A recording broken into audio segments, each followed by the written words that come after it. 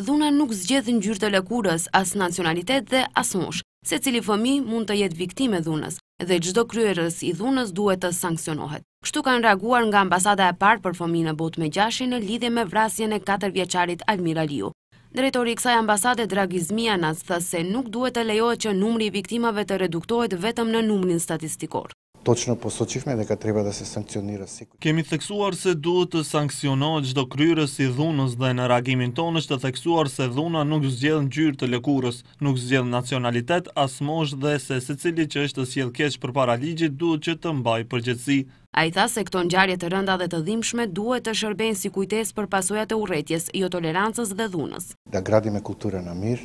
Të ndërtojmë kulturë të paqes, të dashurisë, të mirëkuptimit, që të ketë sa më pak urrëtie, nacionalizëm dhe shovinizëm, sepse vetëm ajo mund ta ngritë secilën shoqëri qytetare, një shoqëri multikulturore siç është Republika e Maqedonisë. Javën e kaluar si pasojë e një goditjeje të qëllimshme me veturë ndroi jetë 4 vjeçari Almir Aliu nga Kumanova. Ngjarja ka ndodhur disa metra larg shtëpisë së shëndetit në Kumanov. Ku maqedonasi Boban Iliç me veturën e tij ka goditur qëllimisht Almir Aliun bashkë me prindërit e tij. Ngjarjesi ka paraprirë një grindje verbale në shtëpinë e shëndetit mes babait të Almirit dhe Bojan Iliçit.